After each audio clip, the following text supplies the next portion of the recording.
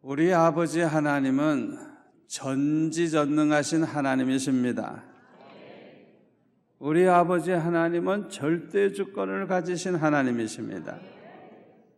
그래서 요한계시록 1장 8절에 보면은 주 하나님이 이르시되 다 같이 나는 알파와 오메가라.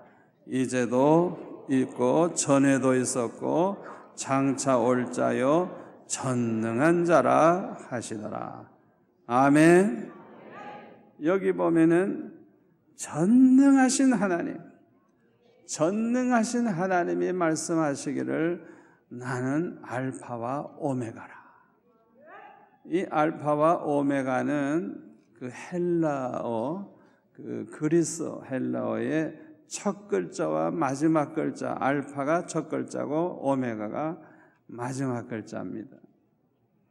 그런데 하나님이 말씀하시기를 나는 알파와 오메가라고. 다시 말하면 시작과 끝이라는 거예요. 처음과 나중이라는 거예요.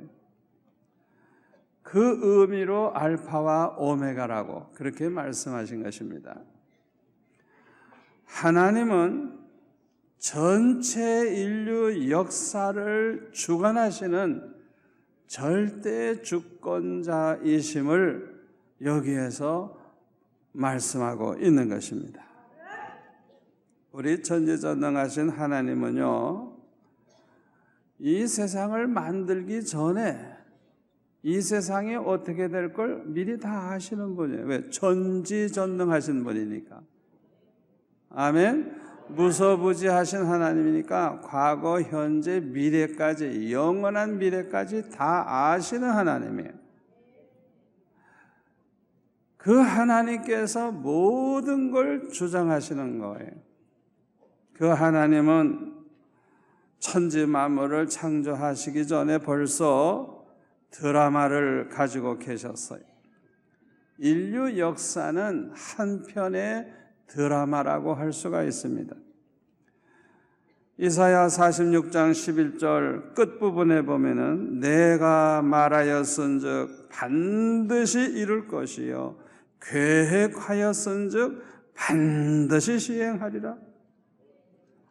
하나님이 말씀하신 건 반드시 이루신다는 거예요.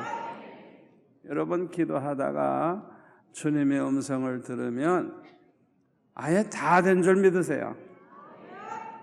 제가 지금까지 하나님 앞에 응답받은 거 보면 하나도 빠짐없이 하나님이 말씀하시면 해결된 거예요.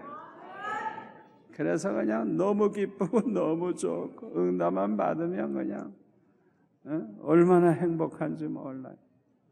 하나님이 말씀하신 것은 반드시 이루시고 하나님이 계획하신 것은 반드시 시행하신다고 이사야서에 보면 이렇게 말씀하고 있어요. 그런데 우리는 하나님께서 만들어 놓으신 그 드라마의 마지막에 살고 있어요. 그런데 하나님의 말씀인 성경을 보면 그 드라마의 마지막이 어떻게 끝이 나는지 성경을 보면은 잘 우리에게 가르쳐 주고 있습니다.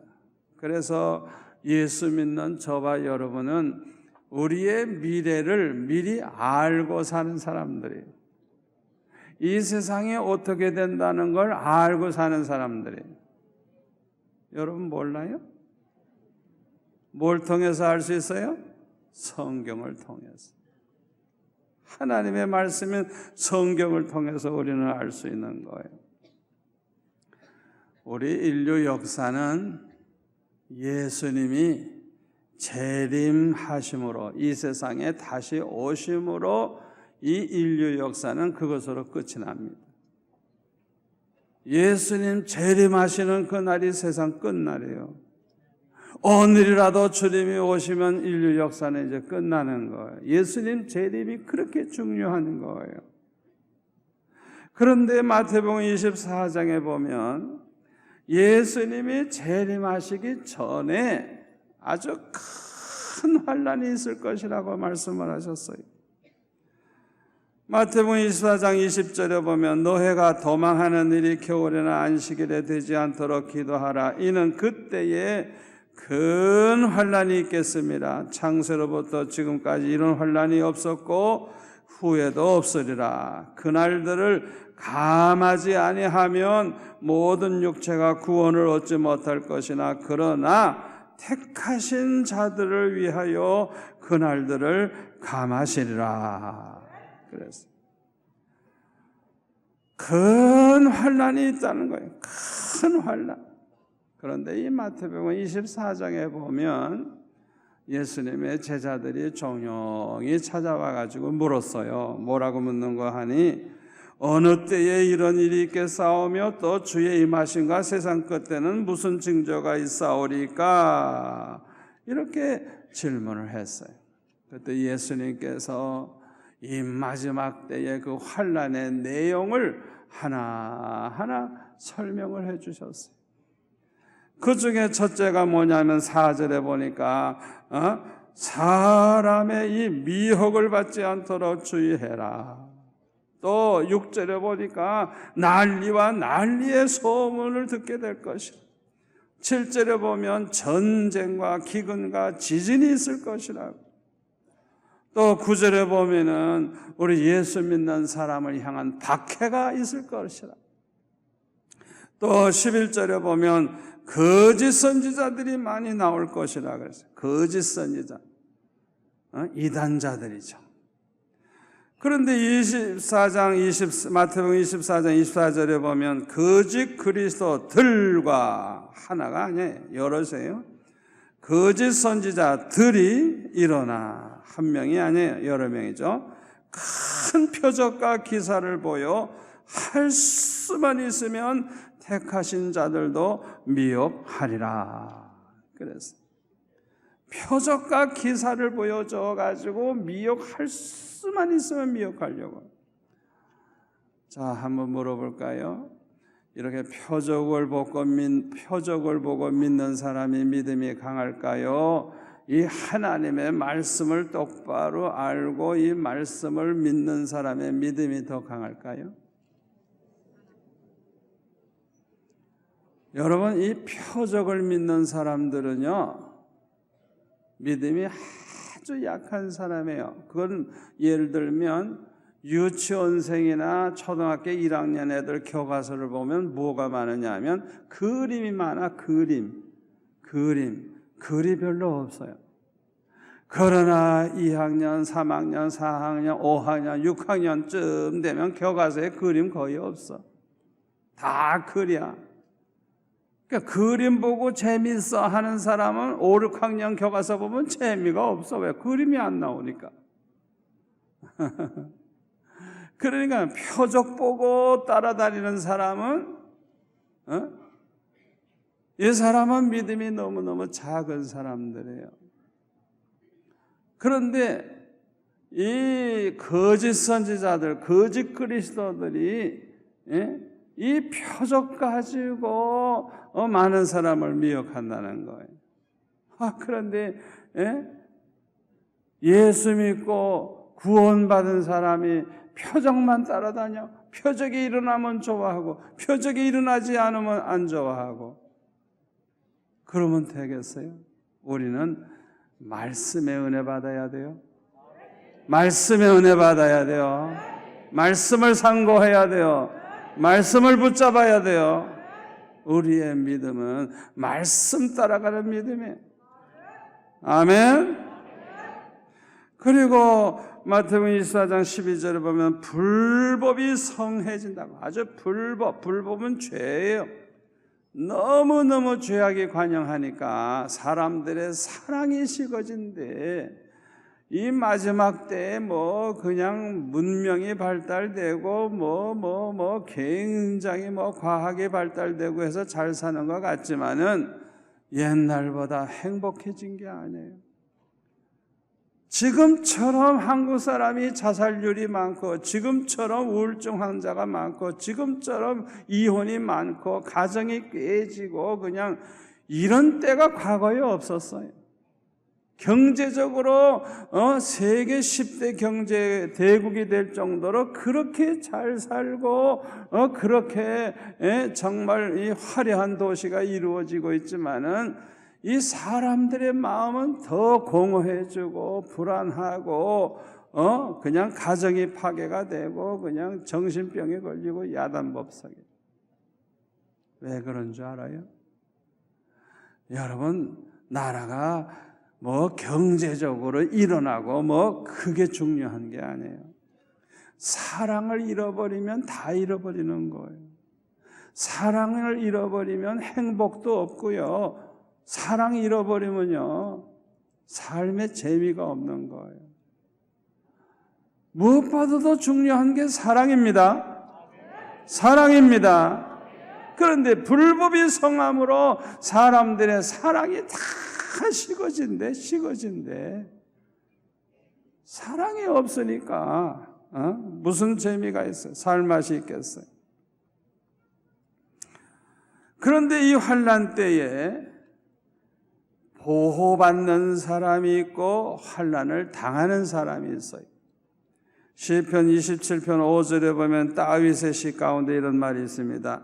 여호와께서 환난 날에 나를 그의 초막 속에 비밀히 지키시고 그의 장막 은밀한 곳에 나를 숨기시며 높은 바위 위에 두시리로다. 아멘. 다윗의 고백이에요. 이거는요, 다윗이 그런 체험을 너무너무 많이 했어요. 사울 왕이 그냥 군사를 풀어가지고 자기를 죽이려고 해서 죽을 고비를 많이 넘겼는데 하나님이 자기를 숨겨주시고 감춰주셔가지고 그 환난 때에도 아무 어려움 없이 그렇게 잘 넘긴 경험을 여러 번 했거든요. 여러분 기대하세요. 이 마지막 큰 환난 때에 기대하세요. 이 환난 때에 하나님이 구체적으로 우리와 어떻게 함께 하시고 우리를 어떻게 보호하시고 어떻게 숨겨주시고 어떻게 지키시는가를 생생하게 체험하게 될 줄로 믿습니다. 이 마지막 때에는요, 하나님이 그냥 함께 하시는 걸 날마다 체험할 수가 있어요. 그런데요, 잘 들으세요. 누구나 다 환난 때 숨김을 받고 보호받는 게 아니에요. 환난을 그냥 당하게 하시는 사람도 있어요. 당하게. 그러면 왜 환난을 그냥 겪게 하시느냐? 목적이 두 가지예요. 첫째로는 철저히 회개하고 정결한 그런 신앙의 사람으로 만들기 위해서 하나님께서 그 환난을 겪게 하시는 거예요.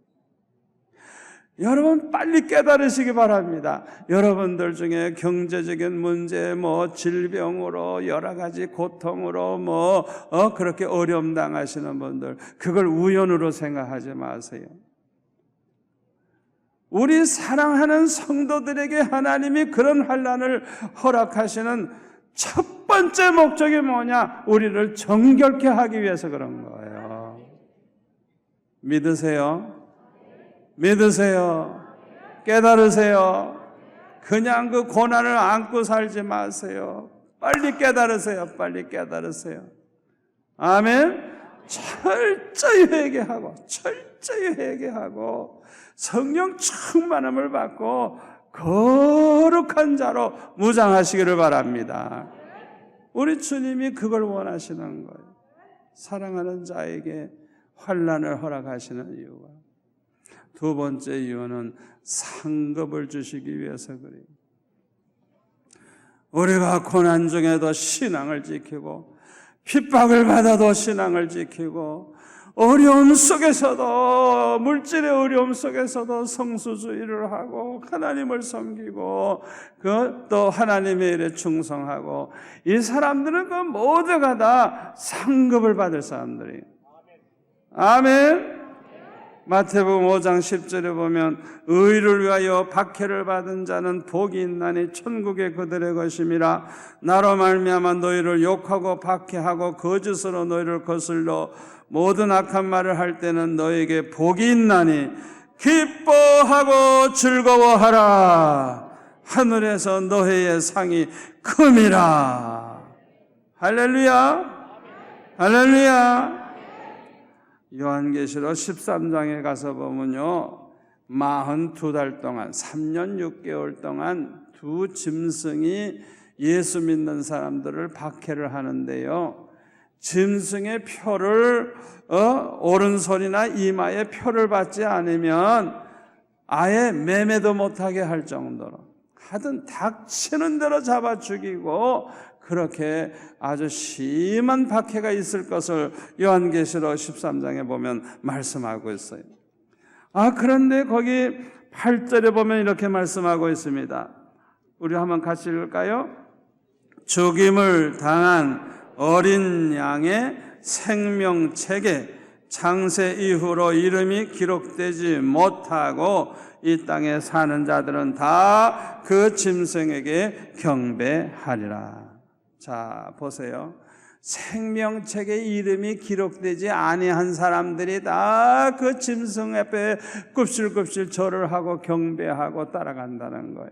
이 말을 바꿔서 말하면 생명책에 기록된 사람은 다 승리한다는 거예요.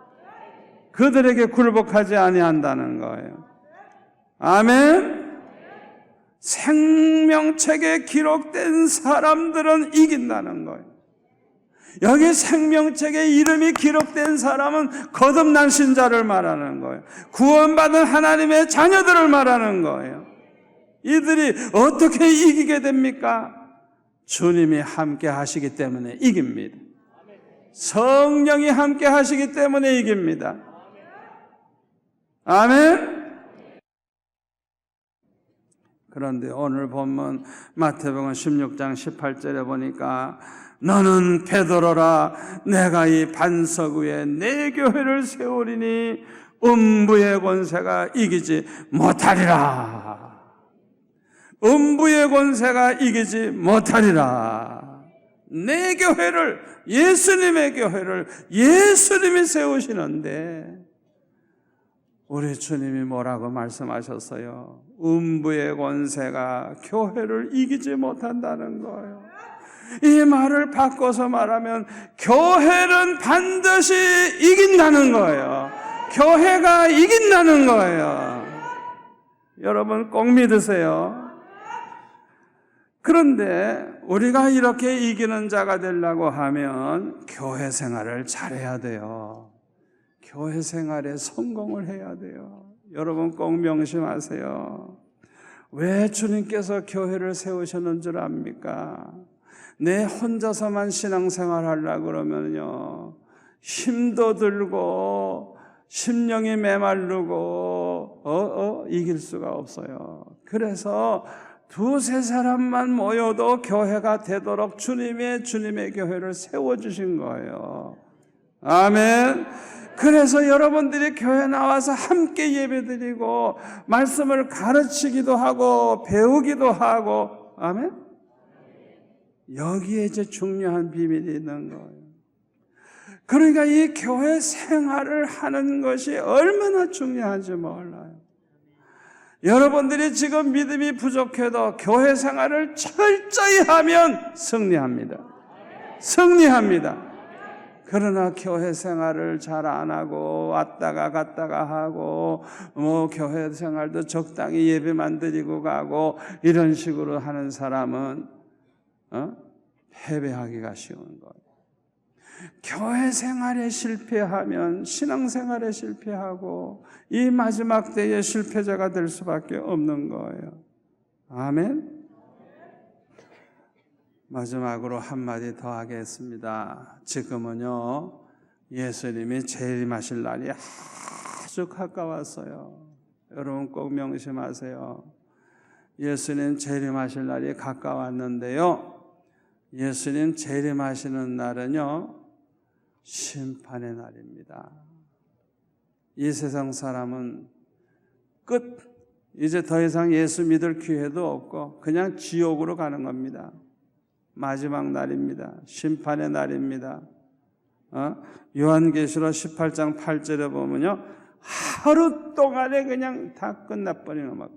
그 다음에 10절, 17절, 19절에 보니까 한